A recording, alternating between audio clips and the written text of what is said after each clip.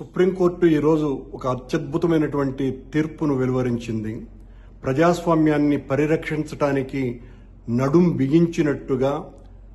ఆంధ్రప్రదేశ్ రాష్ట్రంలో పత్రికా స్వేచ్ఛను పూర్తిగా సర్వనాశనం చేస్తున్న ప్రభుత్వానికి ఒక పెద్ద చెంపదెబ్బలాగా ఆ తీర్పు కనపడుతోంది.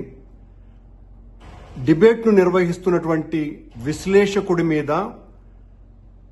ఎస్సీ ఎస్టీ కేసు బనాయించి ఆయన భౌతికంగా ఆయన్ను నిర్బంధించి వైఎస్ఆర్ కాంగ్రెస్ పార్టీ మీద పెద్ద ఎత్తున నిందారోపణలు మోపి సాక్షి కార్యాలయాల మీద రౌడీలతో దాడులు చేయించి ఒక రౌడీ మూక సామ్రాజ్యం ఆంధ్రప్రదేశ్లో కొనసాగుతోంది అన్నటువంటి సంకేతాలకి ఈ రోజున సుప్రీంకోర్టు ఇచ్చినటువంటి తీర్పు కొమ్మినేని శ్రీనివాసరావు గారి యొక్క అరెస్టు అక్రమమని,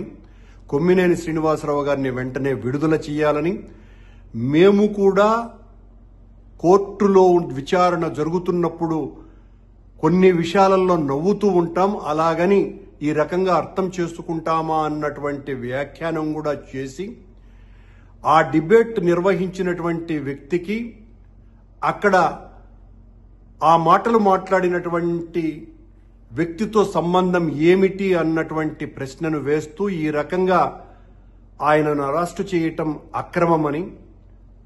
చాలా స్పష్టమైనటువంటి తీర్పు ఇచ్చి ప్రజాస్వామ్య పునాదులని చాలా గొప్పగా నిలబెట్టింది ఈ రోజున సుప్రీంకోర్టు. ఈ రాష్ట్రంలో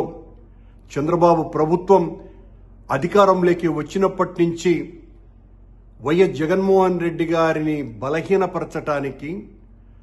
సాక్షి మీదనే నేరుగా దాడి చేస్తూ, సాక్షి మీద అనేక ఆరోపణలు చేస్తూ, సాక్షి అంతా కూడా అబద్ధాల రోతనే వండి వారుస్తున్నది అన్నటువంటి మాటలతో తనకు కావలసినటువంటి పత్రికల ద్వారా, ప్రసార మాధ్యమాల ద్వారా నిరంతరము సాక్షి మీద దాడి చేయటంతోనే ఈ సంవత్సర కాలమంతా కూడా గడిపేసింది. ఈ రోజున ఆ కొమ్మినేని శ్రీనివాసరావు గారు విశ్లేషకుడుగా ఉన్నటువంటి సందర్భంలో కృష్ణంరాజు అన్నటువంటి జర్నలిస్టు మాట్లాడినటువంటి మాటలతో కొమ్మినేని శ్రీనివాసరావు గారికి ఏ సంబంధము లేకపోయినా దానిని ఆయన అభ్యంతర పెట్టినా, ఆ తర్వాత దానికి క్షమాపణలు చెప్పినా కూడా చల్లారనటువంటి చంద్రబాబు గారు, ఆయన కూటమి నాయకులు, కార్యకర్తలు ఈ పచ్చదండంతా కూడా రౌడీల అవతారం ఎత్తి సాక్షి కార్యాలయాల మీద రాళ్లతోనూ చెప్పులతోనూ దాడి చేస్తూ, కాళ్లతో తన్నుతూ, సాక్షి పేపర్లను కాల్చివేస్తూ సాక్షి ఇంత దుర్మార్గానికి పాల్పడుతోంది అని ప్రజల్లో విషబీజాలు నాటేటువంటి ప్రయత్నం 4 రోజులుగా పెద్ద ఎత్తున చేస్తున్నటువంటి ఈ అరాచక ముఠా ప్రయత్నాలకు సుప్రీంకోర్టు పెద్ద ఎత్తున సమాధానం చెప్పింది. ఈ రోజున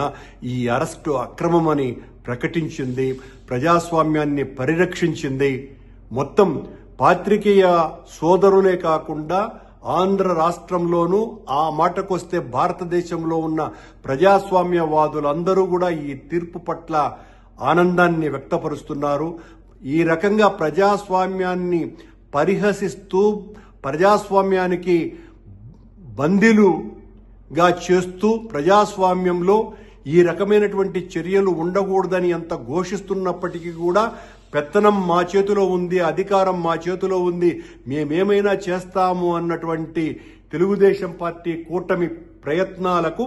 పెద్ద విఘాతంలాగా ఈరోజు సుప్రీంకోర్టు తీర్పు ఇచ్చింది. తద్వారా ఈ 4 రోజుల పాటు సాక్షి కార్యాలయాల మీద దాడి చేసినటువంటి ఈ గూండాలు, రౌడీల